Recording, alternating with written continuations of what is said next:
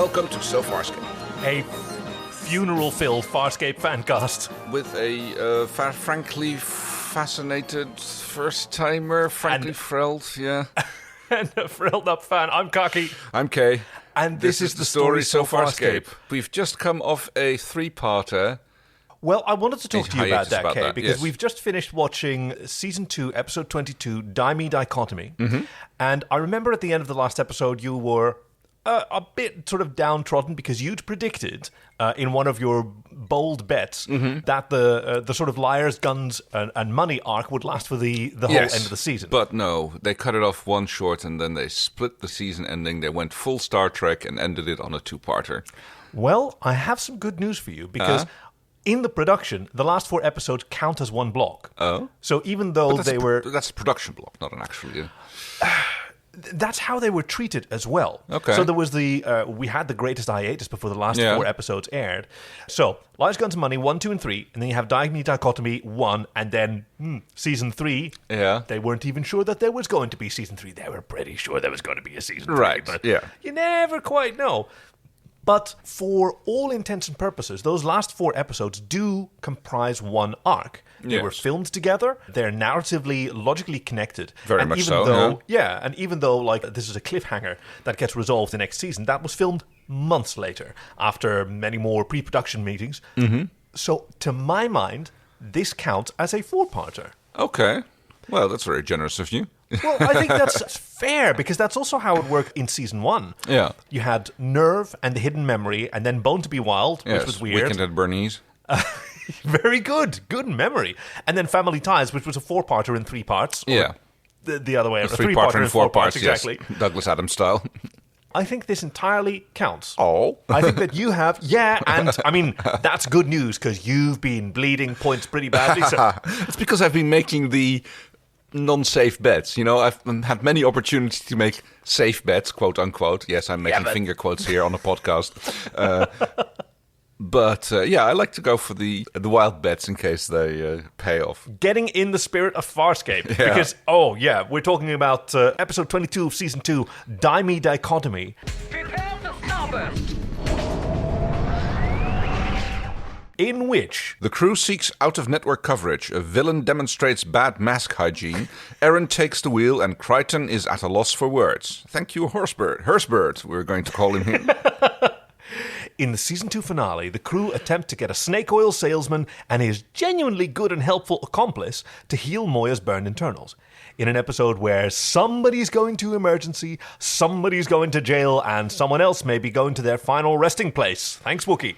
Love, lies, licks, losing consciousness, and looting locks. Thank you, Jenna, for that one. And is there a doctor on Hoth? Yes. The crew of Moya must freeze their mivonks off while getting their yearly physical. Can they find the help they need, or will they just end up like Jack Torrance? Jack Torrance? No idea. Over our heads. Sorry about that, but thanks, Billy. So, yes, after we had the wrap-up of Liars, Guns, and Money, I still can't remember what that, No, you're right. It was Liars, Guns, and Money. Oh, wow. Yeah. For the first time. Not Liars, Guns, and Machinations, not Liars, Guns, and Maybes. No, what I thought was really interesting was that we don't get any previously on Farscape. No, that's None true. of that is summarized. Yeah. You go straight in to find Moya and Talon, you almost got me there, orbiting some icy planet, Zan and Rigel wandering through her freshly burnt internals, where the dialogue sort of reaffirms a lot of what we already know. I mean, this was the advantage of, airing them all in a block. No one's going to come in the finale without having seen at least some of the previous trilogy. Zan is being very mopey, and Rigel actually... gives her a bit of a talking to, I would call it. Yeah. We're dividing spoils from the depository. These were set aside for you to choose from, and I understand that... She is burnt. She's badly crippled because of our desires. Let go! Was all this wealth worth it? Of course not, you blue bitch. But what's done is done. Just as long as we're wealthy, huh? May as well put it to good use. And he just goes hang on, we agreed that everyone would get to pick a few items and everything else is going to go towards paying for Moya's repair. Yeah, so there. And she sort of takes on the role of Dargo and says, Sorry, Rigel, I misjudged you. Huh. It's becoming your career. Yes, she acts contrite about that, I suppose. Yeah, I respect that. Someone who can be put in their place and understand when they did their friend wrong. Yep. Because it's not so easy for John. No, he is clearly suffering from having a neural overload mental breakdown because of the implant that he's got in his head. He is talking to Scorpius in the mirror. He is bashing the mirror repeatedly, breaking it every time, and it keeps reforming. Yep. Or at least in his mind it does. Yelling, I am in control of me, and Aaron comes in to help him, tries to snap him to reality. Yep. Tries to make him confront. There is no mirror. It's already smashed. There's no Scorpius here.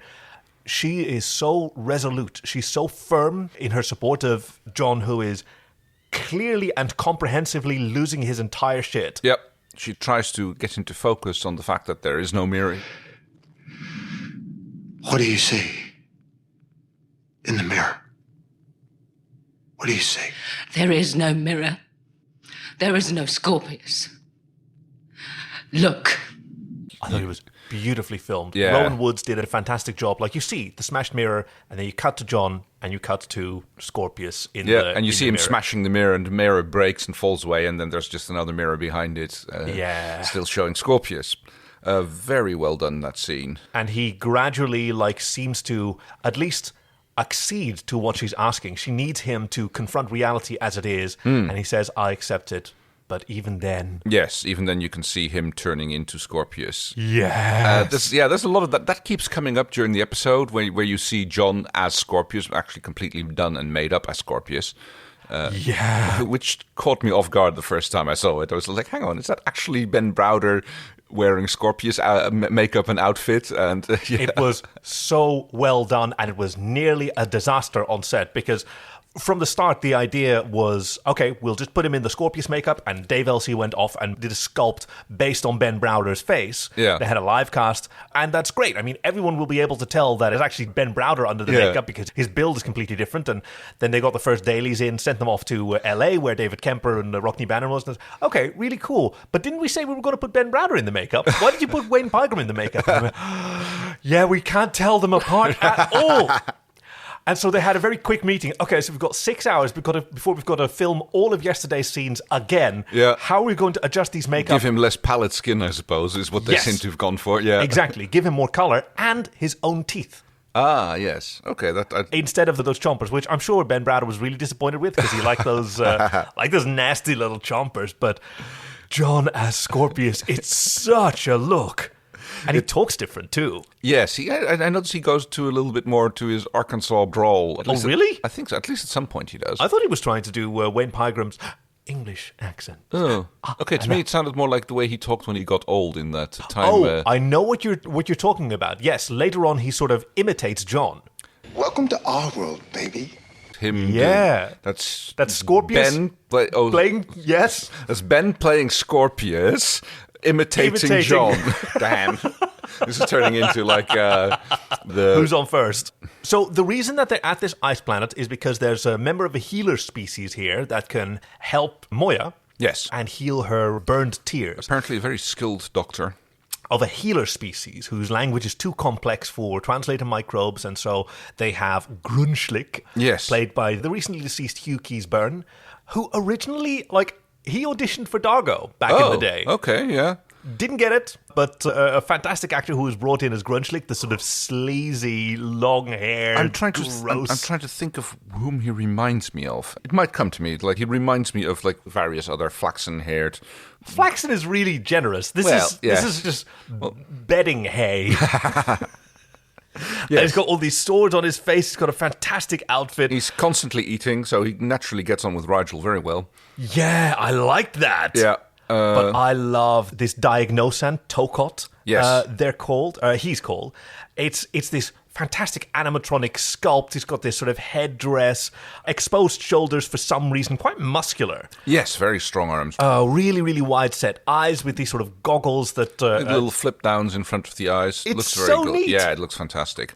Thomas Holgrove played Tokot. Previously also played the Xiang and I think a Scarron or two. Oh, okay. Yeah, so quite accustomed to being in the whirring expanse of servos that is the interior of one of these animatronic heads. Yes, basically doing a little look around Moya and deciding that, we can fix this. Just give her an anesthetic and he'll just spray it around and it'll absorb it and it'll dull the pain while the healing continues. And which is translated by Grunschlick, and they had such a cool dynamic. Okay, so Grunschlick does the haggling on behalf of Tokot, who he says is a greedy bastard. Yes. How did that read to you? Oh, like he was lying his fucking teeth off. Yeah, right. Yeah, that was... Grunschlick, he immediately goes, By my calculations, let's say exchange equivalent with the meter and all of that, 12,000 kretmas. That's 15,000 kretmas. And it rapidly keeps rising. Yes. Expenses, experience, expertise, the meter is still running, 20,000 is the rate. He starts with saying, like, he always says that I undercharge. And no, totally not. He's like, which is, he's right? Totally it's the driving absolute opposite. Yes. So, they're being swindled by Grunschlick, who also explains how the diagnosis works to Chiana, who's very curious and sort of ignores Dargo's, chiding to leave him alone. Dargo does a lot of snipping and snapping and chiding of people he loves. Yes. He's being extremely controlling of the... He always kind of has been. But, yeah, right? He lets up of it when on the good days, but this episode, not so much. He's a bit back to the Dargo that we know from the beginning of season 1, I would say. So the Diagnosin has a particular a facility for intuiting disease through inhalation. Yes. But he mustn't get the same bacteria through both his nose and his mouth at the same time. Because that'll kill him. Yeah. Yeah. So he's got this weird mask, which the Grunschlick actually opens up for him. I should have really mispronounced Grunschlick, because that's... Because everybody else does. Yes. You sleazy Confederate gunsick. Grunschlick. Green slime, Grunschlick. Why don't the translated microbes take care of that? Well, right? Maybe because it's a proper noun and they don't translate those, or... Okay. Well, then you'd have a lot more trouble with... I guess, yeah. Names with interesting phonemes in them, you'd think. Yeah. But then again, I generally understand thing that everybody makes the sound as they perceive it, and they might not catch the nuances with a tonal language. Chinese people, when they hear Westerners say something in Chinese, they kind of assume that they mean good morning and not your mother is a whore. Yeah. Okay, tempo. Do you have a nickname for John Scorpius? Oh. Don't say Jorpius. I swear to God, I had it written down. He's going to say fucking Jorpius. Fine. You know me too well. No. Already our minds are becoming as one. Scourgeon. Scourgeon? No, okay. First thought, best thought. Jorpius is roaming the halls. He punches Rigel, who wants to talk, so that he almost chokes on one of the jewels that he's holding. Actually, how about John Harvey? Ooh. John Harvey. I like that. That sounds more like it's... that makes more sense. Yeah. The Harvey-educated John. Yeah, he does talk like that as well. But because it's not Scorpius, it's the Harvey thing in his head. Yes, you're right. Therefore, John Harvey. Yep. John Harvey punches and almost chokes out Rigel. Yes. While Dargo is having another go at his son. Jotham. He goes I can use my money to help you grow your tentacles back. And he doesn't call them Tenkas, that's it. And then he figures out that they weren't cut from him, but he did it himself in an effort to not look quite Luxon. so Luxon. Yes, because teenage rebellion and probably staying anonymous as a slave, trying to keep yourself from being noticed too much. And he tells his dad, it's such a great line. It's okay. It doesn't hurt anymore, Father. Oh. Yeah. Oh. Again, much like the last episode, I think it's such a shame we don't get more time to really develop these relationships, but Stark tries to negotiate with Grunschlick, who shows off he is heckin' strong. Yes, he just picks Stark up effortlessly, and Stark is no wimp either, as we've seen. Stark is strong as well, Yeah, we've seen him perform quite some feats. The price has gone up to 20,000 by now. Stark tries to be firm about it and call it on 18, but no. Nope, 20 it is. Everybody nods. Zahn quickly goes take it, and he literally says before the price goes up again, because he's driving a really hard bargain, and he knows he's got them over a barrel. So yes, this is the take it or leave it style of negotiation. Yeah, which is all too common in healthcare, unfortunately. Well, in countries where they don't have socialist healthcare. Oh, God. They could have used some of that on Moya, because Aaron walks in on John Harvey in the neural cluster, who's modifying some communications technology outside of pilot's control. Yes, and he's using the excuse that he's going to use it to keep track of Talon. Yes, that he's eavesdropping on Crais, which Aaron doesn't buy. No. And this scene is amazing. Yes. Because it is not clear just how much of John is still in there fighting that internal battle. John Harvey is doing a great job of impersonating John. He's got the mannerisms down. Yeah. Speaking with an American accent, he talks about that Harvey leaves him alone when he stays busy or when he sings. Yes. And then he sings Ride of the Valkyries.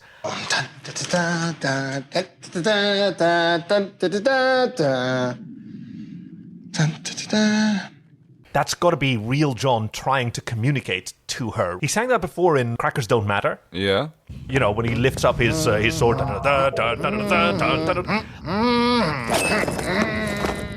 Like trying to communicate to Erin that he's still crazy and that she shouldn't listen to him, but she doesn't get it. No, she is being very physically affectionate. Yeah. I noticed. I know. She's like very touchy-feely, very, unlike the Erin we usually see. Yeah, her guard is down because she wants to be there for John. She wants him to feel loved. Yes. Right? Because she tells him, I'm reminded of a word that you brought to this ship. Hope. Yes. And it's something that she wants him to have. I would be lost without you. Then you'll never be lost. It makes it very clear that she is staying reassuring. Here. Then, and he tells her he loves her. And she says it right back. And that's when we see another cut back, and it's Harvey.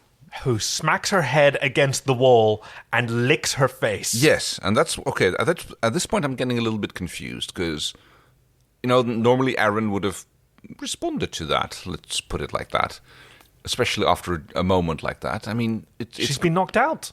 Oh, is that it? She's unconscious. Oh, yeah, her eyes are closed and she's just slack. Oh, I missed that. Oh, damn. Oh, wow. Yeah. Yes, that must have been a really weird experience. I was just like, okay, why she's like taking this in stride the way she is. Well, we know that John sort of took it in stride when Jelena sort of kissed his eyebrow. I'm like, oh, apparently that's how Sebastians do it. So I guess you expected that she just thought this is how humans do it. Yeah, they sort of lick each other's nostrils that's up why to I was the wondering. eyeball. That's why I was wondering why she wasn't responding to this, and why later on there's talk about how he knocked her out. But yes, exactly. Very little about Skull anything fracture. else. Yeah, moves pretty quick this episode. Loads of stuff in there. We have Crais talking to Talon, arguing with him about recruiting Erin. If she joins us freely, we will tell her the truth. Which truth is this? Whatever, we don't know. Later on, there's a mention of a chip, yeah, which you can see him holding in his hand, and I believe I only got a brief glimpse at it, and it seemed to have some sort of Peacekeeper design on it. Very good. Good eye. Yes, it did. It's one of those Peacekeeper chips that I think we've seen it before. That's where a message was stored. Okay. Do you remember when he killed Lieutenant Teague in Season 1? They had it's one of those storage devices. Dargo has another run-in with Jotham, yelling at each other before Jotham goes and confronts John Harvey, who's still frelling with the communication system, trying to tell him to stop, and that, like, threatening him, I'm going to have to stop you. And John Harvey he's letting down the pretense, oh, you really should have brought a pulse rifle. Yes. And he goes like, no, I don't. And we get a little Jar Jar Binks scene from episode 1. Yes. Where Jotham tries to use his tongue to do the Vulcan neck pinch, but he gets it grabbed by John Harvey. A very intimate thing to do for a young man. Yes. And then he yanks him close by the tongue, knocks him out. Very much like your father, who then does actually knock him out with. Yes, he's standing in the corner with the Luxon tongue pinch. Let's call it the Luxon tongue. Luxon tongue pinch. It's like, wow, that sounds like a sex thing. Let's not commit to that too much until we find out whether that's a sex thing. No, I'm going to go with Luxon tongue pinch. That's John, it could be multi-purpose.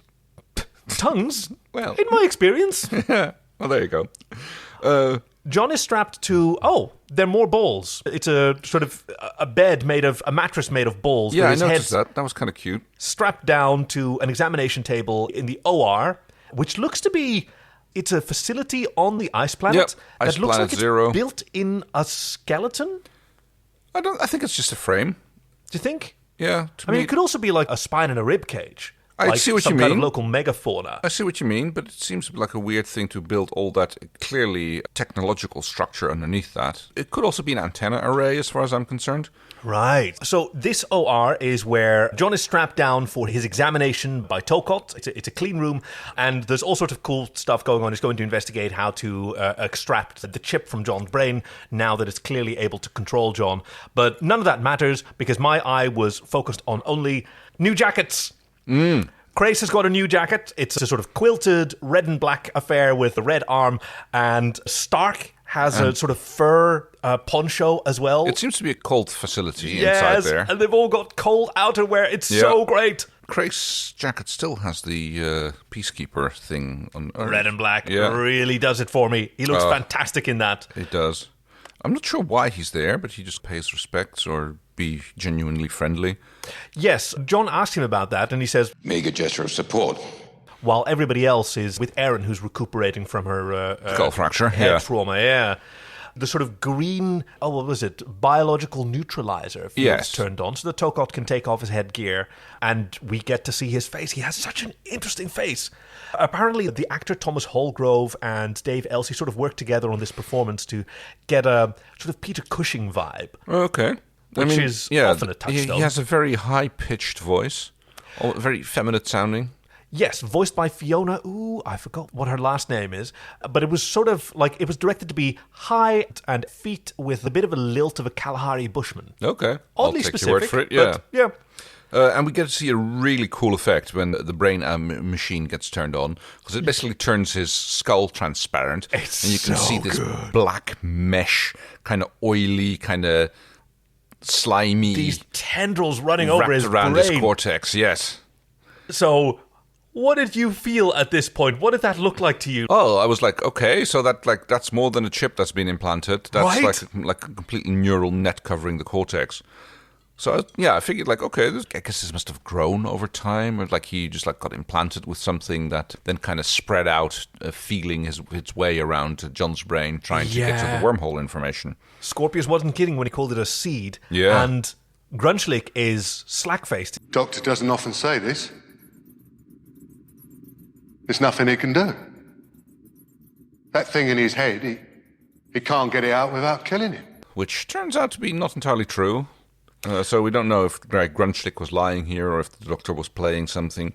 Because we get this whole arc about getting a replacement body for John, which turns out to nothing yet. Not in a replacement body, but replacement parts. Oh, okay. Interesting. No, okay. How did you read this? Because I got the impression that they were going to like put him in a different body because like they had all these bodies in storage there, and he's going about being compatible. And I got the impression that they were going to do a body transfer. So I'm not sure what parts they would want to replace. His brain? I mean, that's pretty much the same thing as doing a body transplant. If you're going to do a brain, if you're going to do a brain transplant.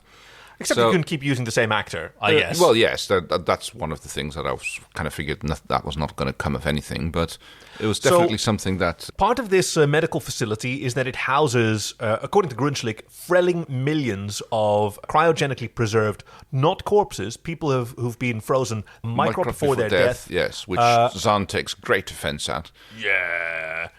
But... the good news is, among them are 3, they're called interons. Yep, and apparently they're compatible. Yep, cousin species, he says that they're...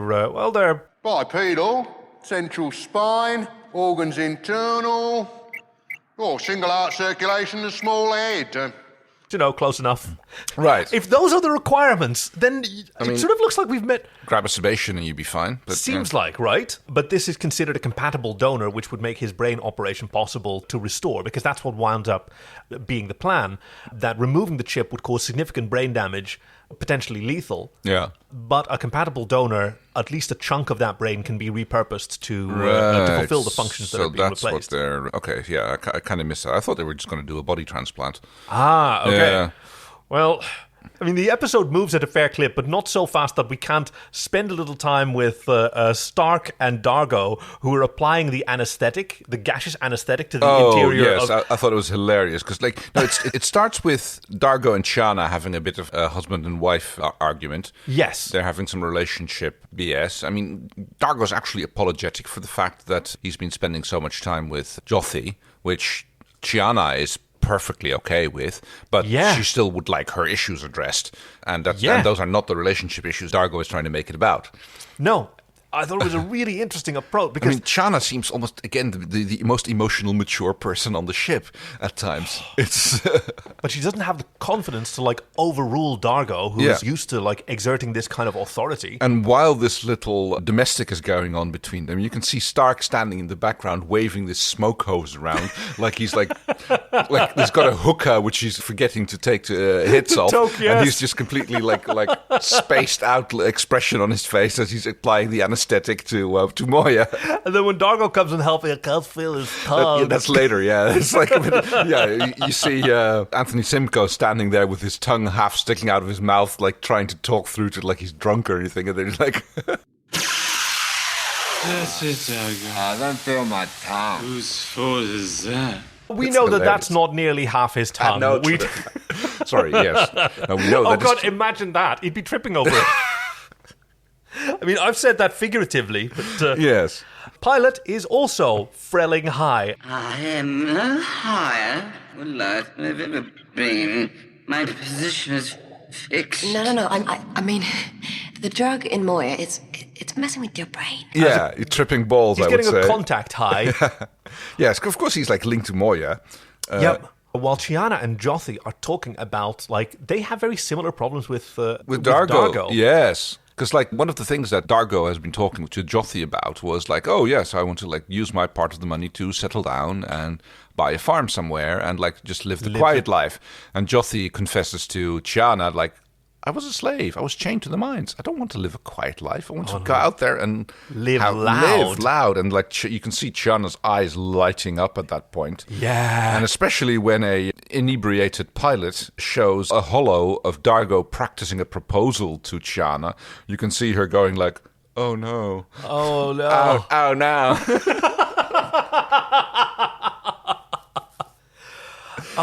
Chiana had a lot of trouble with the sort of closeness with Jothi. I mean, Gigi, my mistake. Gigi Edgley had a lot of trouble with it, and they said, no, we want Chi, not G. So just commit to it.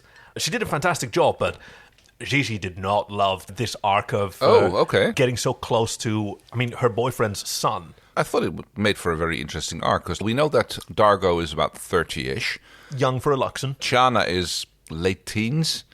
We don't know her age. For her species, she's also young. Yes, she codes as a late teens, somewhere between 15 to 20, depending on what kind of role pattern you want to attach to it. And Jothi is a little bit younger than that, but not much. Yeah. So age-wise, they seem to be more compatible, and also interest-wise, they seem to be more compatible. Yeah, I thought that was a really powerful arc between.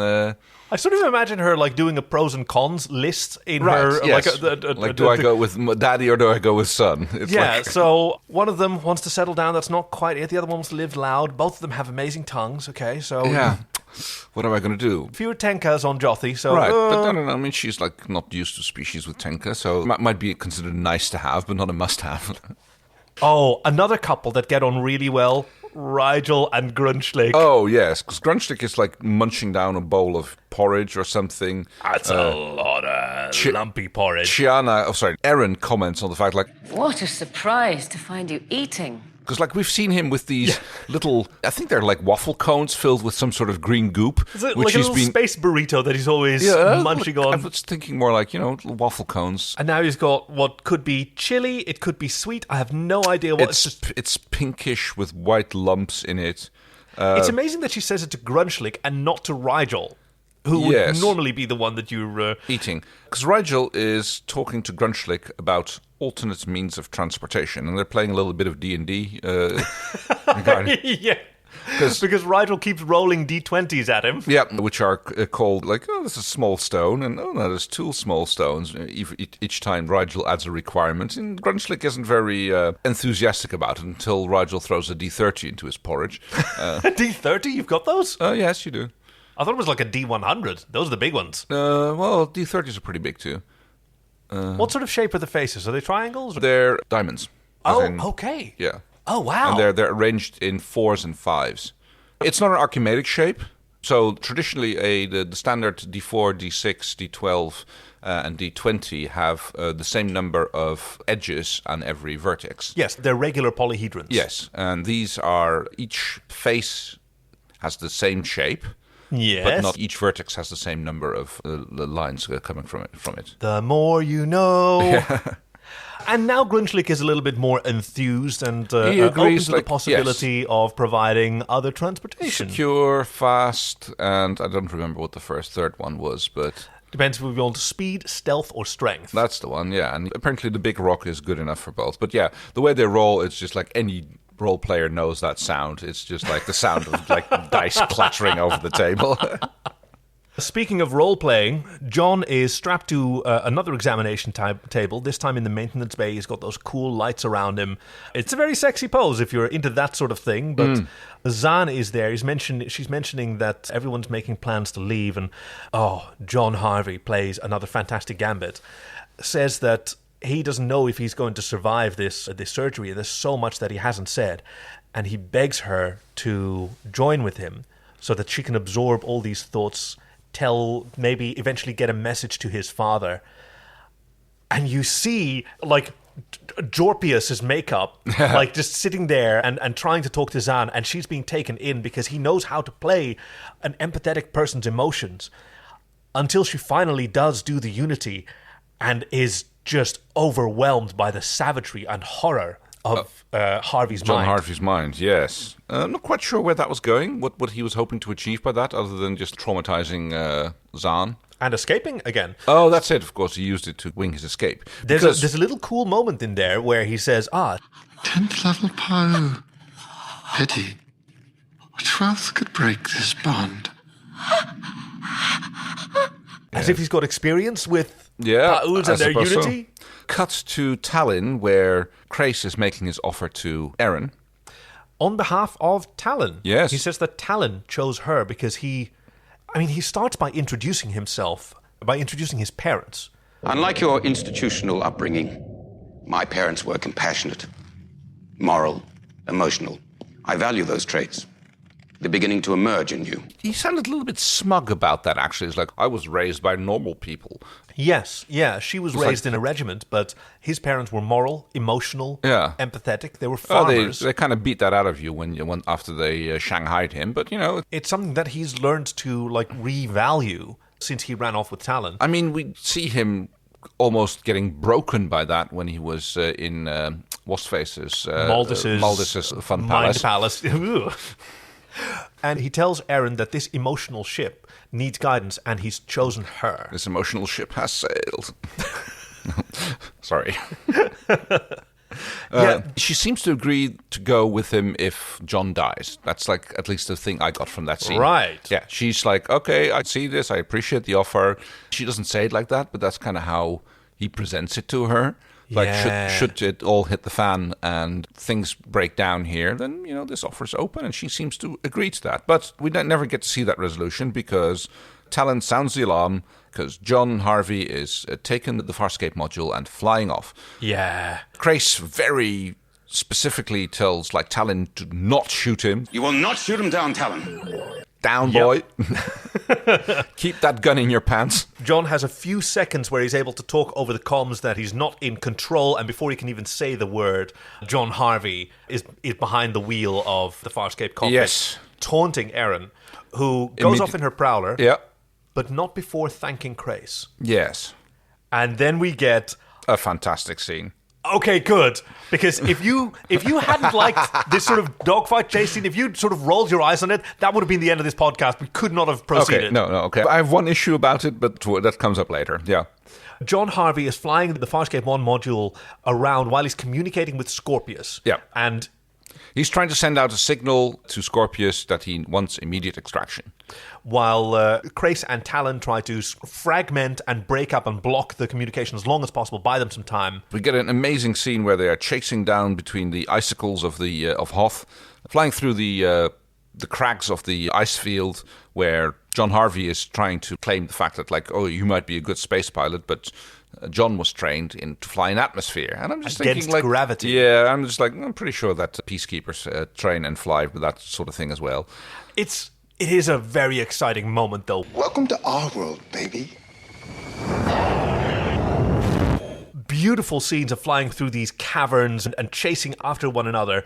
Erin showing her resolve that when she gets a shot, she's going to take it. And that's what Dargo from Moya's Command says. He says, don't hesitate. If you get the opportunity, don't hesitate. What makes you think I would? Because if our positions were reversed, I would. Yeah. Okay, and then there is a scene which I am really suspicious about. Tell me. Because there is a very brief shot in which John Harvey pulls up really quickly out of this colony, and Erin goes careening off into what looks like a cave. Yeah. But for a brief moment, it kind of looks like a wormhole. Oh, yes, I know the exact shot that you mean. Oh, I think, okay, I'm going to have to unfortunately break that down. That last bit that you see is actually an ice wall with light shining through it. Yeah, which she goes breaking through. But for a brief moment, it kind of looks like a wormhole, especially when immediately afterwards bursts out and there's into this clear field. And for a moment there, I'm thinking, and because again, John Harvey makes a comment about "Welcome to my world" or something like that. Yeah. And you're sitting there like, okay, did she just pop to Earth or something? Because there was whoa. So I'm not entirely sure whether or not we're dealing with alternate location stuff here like this. I'm holding my options. Like some kind of unrealized reality, yeah. Something like that. There's lots of other stuff happening which is going to need resolving at some point unless we're using major cast members. This is amazing. Fantastic. Yeah, well, okay, we're going to have to make some bets on that, I think. And this is where we get to a scene where I'm just a little bit... we've had the cool dogfight, and now they're just flying around, and apparently Erin is not aware of John Harvey flying on her high six, right behind her, above her. She's flying straight ahead. She's lost him. She's not trying to find him. She's not looking around. Yeah. And he's just kind of flying above her there. In her blind spot. In her blind spot. I mean, your high six isn't exactly your blind spot. Low six would be a much better blind spot, but... Well, this is what Jorpius has apparently selected as his only mode of attack because, as she's pointed out, he's in a craft with no weapons, and even with gravity and atmosphere, she is the superior pilot. Yes. Darling, uncontested. And he goes oh, well, I guess I'm going to have to, surrender then, and I'll land. Doesn't make any mention of where it's going to land or anything. And she's completely unsuspicious, or at least unconcerned about it. Crace isn't. Officer Sun, trust nothing. Oh, hush, Crace. She doesn't need you to tell her that. But it sort of makes sense because Scorpius he's a peacekeeper commander. If anyone knows the specific limitations of Prowler design, it's going to be someone in such a command level position. Right, presuming that he's had any direct interaction with that. But Scorpius seems to be the kind of micromanager who would get involved with that sort of thing, or at least learn about it. He's a strategic thinker, so he's the one who can figure out if an unarmed craft is going to have any chance against a Prowler, it would have to be, well, what he winds up doing. Yeah, lowers the landing gear, punches a hole in the Prowler by basically bopping on top of it. Yeah, just smashing down through. Those Prowlers, not very tough against rubber. I mean, it can smash through an ice wall, no problem. No, but having a landing but just gear... getting bombed on the noggin? Yeah, that's a bit odd. But, just do a little plot hand wave here. So... This whole script process was really fraught. So it was written by David Kemper, who talked about that he'd written this outline for this episode, and he was working to deliver the script. And then he didn't feel like the dogfight was working, because initially, the purpose of the dogfight would be Erin's, air superiority. She would have to shoot down John's craft and then feel guilty about that. Yeah. He'd be severely injured, and then the surgeon would help him. And David Kemper didn't feel that was working, and so he remembered a piece of advice that he once got from another television writer, which is that if a scene isn't working, flip the motivation and see what happens then. Okay. Give each character the other character's lines and see how that works. And so he started thinking, what if John Harvey actually does defeat and kill Erin? Yeah. How does this play out? And they were waiting for a shooting script. We need it now. And instead, he'd just thrown out 30 pages that were no longer in there and started delivering scene by scene. But you were so close to finished. Yeah, I started over. Yeah. So yes, she manages to eject, but is unable to get free of the ejection chair. This looks so good, by the way. This is we almost didn't get the shot of the ejection because that was such a, like, this whole sequence was storyboarded and in an incredible rush, fantastic CGI work, and no one was sure whether they could find the budget, another 10 or 15 grand for this ejector seat. And then one of the animators stayed overnight to just complete it on his own, to create this rocket seat. It looks amazing. And she's coming down. Oh, the brake rockets have fired. Don't worry, I'm going to be okay, she tells Grace. And then John Harvey has to come in and taunt her. I inform you that you descend not over solid ground, but a frozen lake. Yeah. And the rockets are going to burn through that. And there's no way for her to escape. No. John actually manages to break free of Harvey's control there for a little bit towards the end. And finally they get to talk to each other. The harness is jammed. Your Frelling tyre must have damaged the mechanism. Aaron, listen to me. This is John. It's John. Yeah, is it really you, John? Yes, listen to me. I mean, she doesn't know that at this point. I mean, she might be able to tell from his change of tone, but... And I guess she's just willing to accept the risk, because what harm's it going to do her at this point? Yeah. She's a soldier. She knows she's minutes away from death. She doesn't have any options. And so she tells him, I hope you meant what you said in the neural cluster. I did. And he has no idea what she's talking about. He doesn't remember. No. He wasn't there for it. Yeah. So why does a ejection seat not have a flotation device? I mean, you'd think that you'd, like, you know, occasionally have to eject over water. Yeah. Do you? Yeah. It's kind of, I mean... It might be broken. Yeah. Okay. I mean, normally you'd be able to get out of the harness as well. I mean, that's assuming that she has she'd have a backup parachute, which, you know, if they trust the rocket landing system so much. I mean, the rocket landing system works great. She gets a soft landing on the ice, and which then breaks through. You'd think there'd be, like, you know, a life vest or some sort of flotation device involved, but, you know. I imagine that there are, but they would be predicated on being able to get out of the chair, which... Or maybe the chair just, like, you know, has a...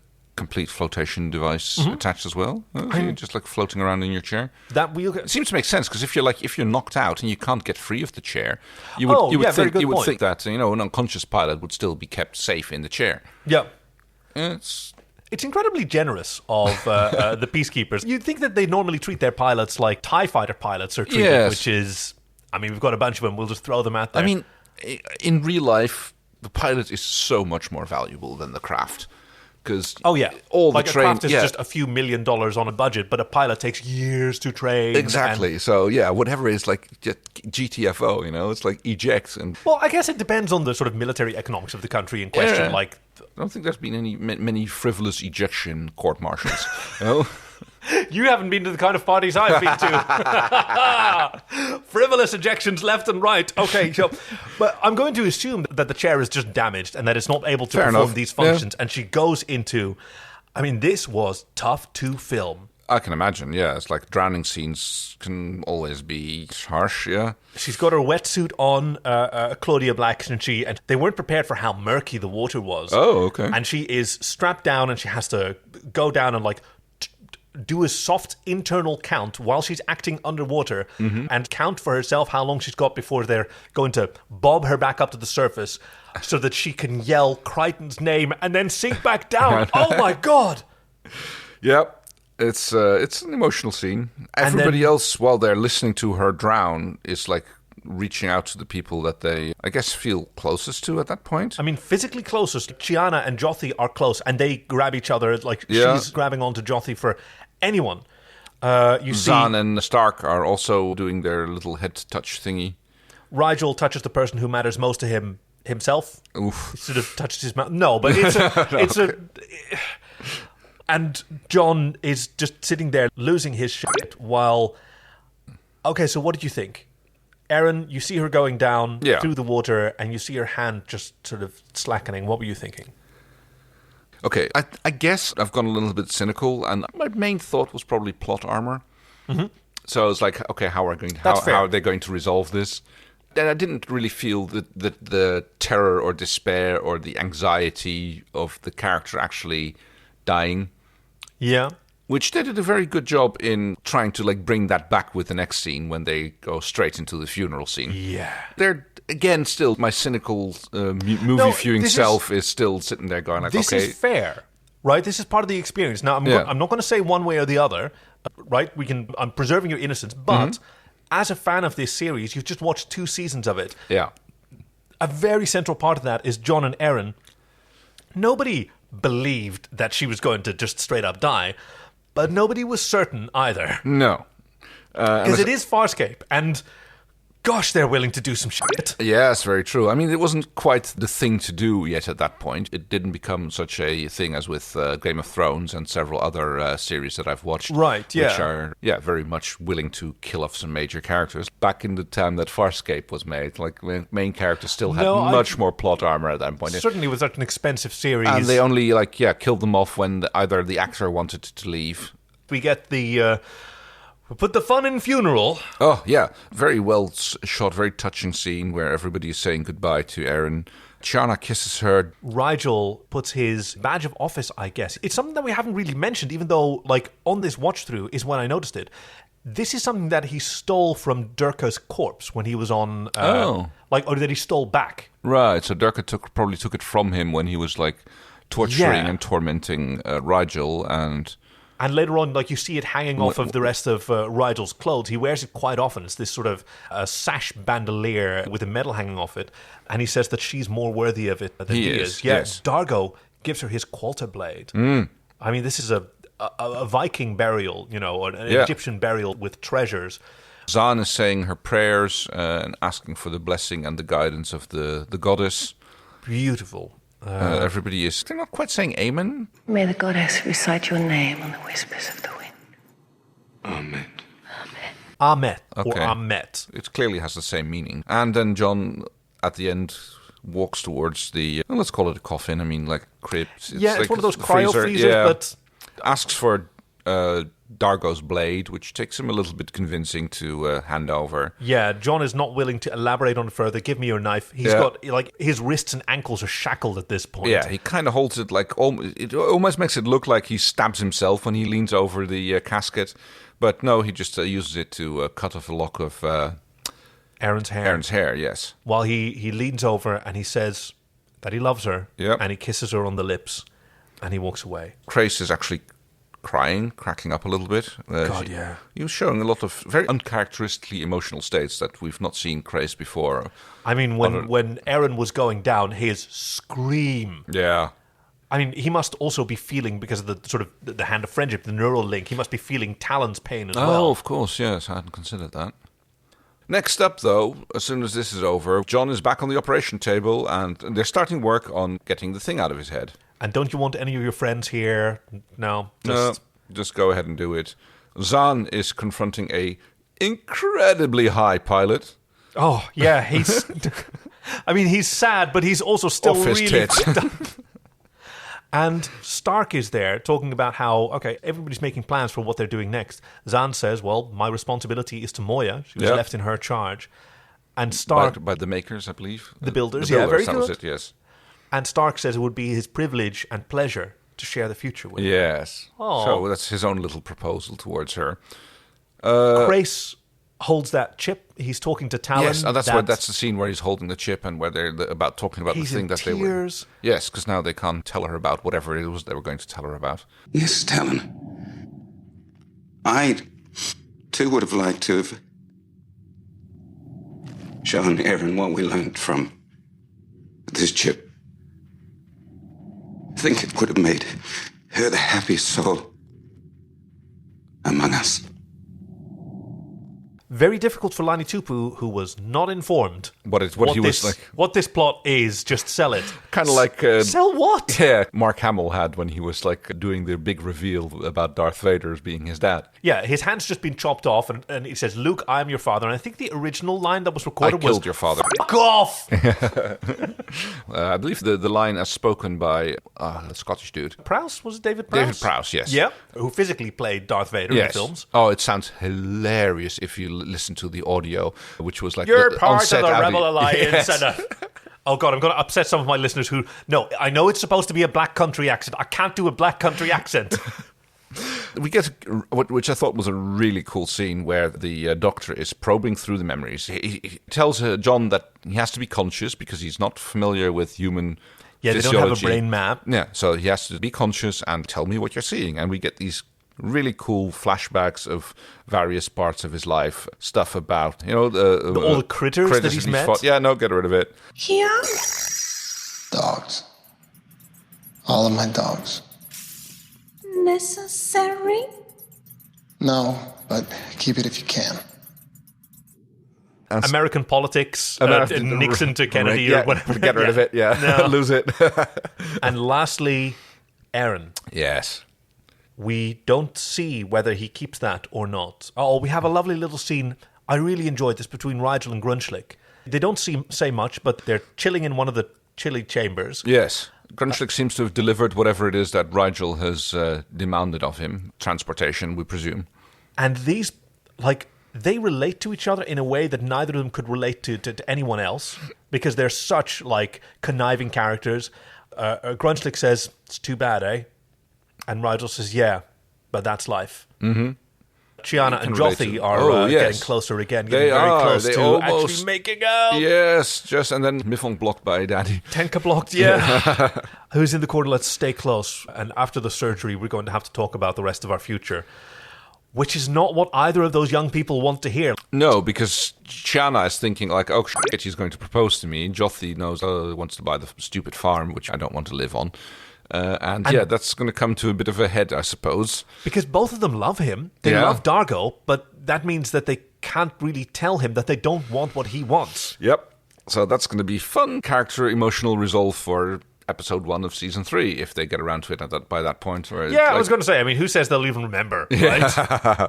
Well, this could be like Sliders, where you just start off a new season with a different cast and you don't mention it. Okay, let's hope not. I don't think so, but this seems to be the kind of thing that Farscape would keep developing on, because that's one of the things that's been very strong. It's there's been a consistent character development for everybody. Farscape has a memory. Yeah. Speaking of memories, yes, I was going to say, good segue. The Doctor finally finds the wormhole stuff.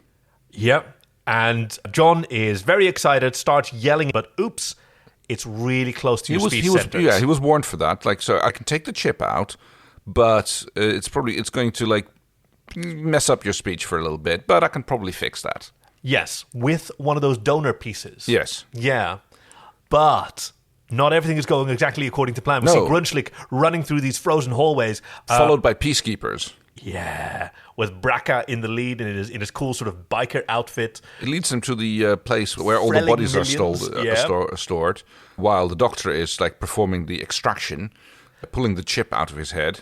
Yeah, he's got an apple coring device on a long, yes, and sort of drills that into his brain to extract a little cylinder. Looks a bit like a number 10 socket wrench, but he pulls this little thing out. It kind of looks like one of the Matrix worm thingies, but a shorter version of it, and it's got this little radio frequency induction spiral on it.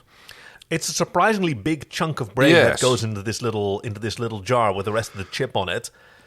Braca, meanwhile, is trying to find Grunchlick, who has cunningly hidden himself in one of the freezing pods. Very clever, Grunchlick. Covering his eyes like Scooby-Doo, and then sort of peeking through the fingers. But yes, it's one of those waffle cones, like you mentioned, that leads Braca there. And now, Tokot repeats the same thing a few times, which I think is because there was a commercial break in between. He repeats that, extract first, then repair, extract first, then repair. Yeah. And now he starts to prepare for the repairing, but he is interrupted. The green-lit neutralized OR is breached by none other than Scorpius. Yes.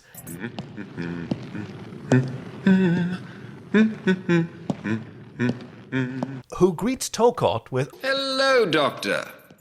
So good to see you again." Oh, no, quite the contrary, really. My cooling apparatus is just as functional as the day you installed it. Eternal thanks. Oh, did you say the cooling system? Yes. Oh. Okay, sorry. Tokot performed the surgery. Yes. Okay, sorry. I misheard that because I thought I thought he was talking about that Tokot was the one who installed the brain bug on John there. Oh, wow. And I thought that's what he was talking about, and that they were in cohorts about that. Oh. Which would have also made sense. I am so sorry for breaking that down for you, because that would have been a wrong, but really fascinating kind of So, okay, well, how are you interpreting this scene then? Okay, thank you for installing it. Thank you for taking it out again and getting me the information that I wanted. And now I'm done with you and killing you, because that's literally what he does. Tokod walks out of the field to cordially greet Scorpius. A former patient of his. Who then rips his protective mask off, coughs in his face. Well, he doesn't cough, he just exhales. Yeah. And thereby very rapidly killing Tokod. Oh, my God. I mean, that would have made just as much sense, maybe even more sense than thanking him for the cooling system and then killing him anyway. Now we have Scorpius wandering around the bed where John is still talking gibberish. He doesn't have his language centers. He yells at Scorpius where Scorpius says, well, don't need to translate my growth for that one, yes. And Scorpius literally says, like, I condemn you to live. So that your thirst for unfulfilled revenge will consume you. Despite his previous promise that after having extracted the chip, his death would be painless. Well, John has frelled a lot with him in the meantime, and as Scorpius says... Has he really, though? I mean, blowing up the base that he was in, stealing all of his money. No, he never stole his money. Turning his girlfriend against Scorpius before Scorpius could kill her. Yeah, well, details. He says I thought this was interesting because I don't think we've ever seen Scorpius this cruel before. Ooh. Right? He has what he wants. He has this chip. Yeah. He even leans it on John's head for just a little bit, showing off and sort of regards. He has the thing that he wanted most, and John shouldn't matter to him anymore. But he does not brook disappointment well. No. And he wants John to suffer. He specifically says that. And I do not suffer disappointment well. Lots of incoherent screaming from Ben Browder. He must have had a lot of fun. Yeah. This last scene, this shot where we end, to be continued, John with his brain exposed and screaming. David Kemper mentioned, he had that in mind from, halfway through the season. He knew what the final scene was going to be, and then the job was to work toward it. John, incoherent, his brain open, no surgeon around to help him, no friends around to help him, and Scorpius walking away with exactly what he wanted. Fucking wow! Yes, that's like a bit of a season cliffhanger, if you've ever seen one. Yeah. Let's just sort of recap. So the villain got what he wanted. John is not just mentally damaged, he is neurologically damaged. Yes, he's strapped down. Can't talk right. Tokod is dead. Grunchlick is captured. Aaron is dead. Yeah. None of the other people who can help him are anywhere close to being able to. No, everybody's on Moya. Presumably there's a command carrier around. Actually, no, they talk about a marauder, but they might have just used that to land. Very good. We don't know whether or not Scorpius arrived with his command carrier or just with the marauder. I mean, we've not seen any scenes on Moya talking about that, so I guess they left themselves a lot of leeway in that regard to see how they were going to... Yes, that was a little bit slack, I thought, because they did talk about how John Harvey managed to send a communication out into deep space, and so they must know that Scorpius must be on his way, but none of them are in a particular rush to get out of there. No, sort of pressure was sort of taken off, I guess. It's just one thing that they're ignoring plot-wise, I suppose. So yeah, I guess that wraps up season 2 with...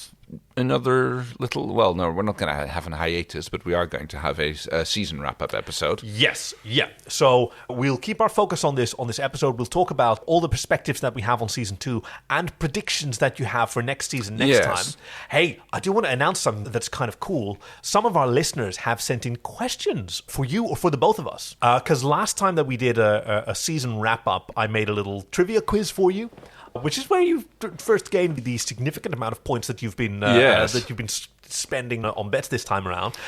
We thought it would be cool to ask our listeners if they had any burning questions, and I've already gotten to see some of them that we're going to be answering. They're very, very good. Fantastic. I have a lot to look forward to. I'm so excited about getting the chance to answer these questions that the listeners have. It's going to be a fun little challenge for me. And for both of us, I get to join in as well. Ah, okay. Putting the fun back in funeral. All right. We have one more thing to do for this episode, which is, of course, the Willies and the Woodies. Yes. She gives me a Woody. She gives you the Willies. I guess my Willie probably goes to the descent into madness of John, right? The first scene. Oh. That seriously gave me the Willies, that scene. That's so... Tell me why. It's just such an emotional thing to see a character that you care about so much just lose it in such a way. Yeah. It's... I mean, just to lose as well. Yeah. traditionally, John is the one who initiates the actions. He Yes. He has agencies. Just about every episode is driven by John's insights and decisions.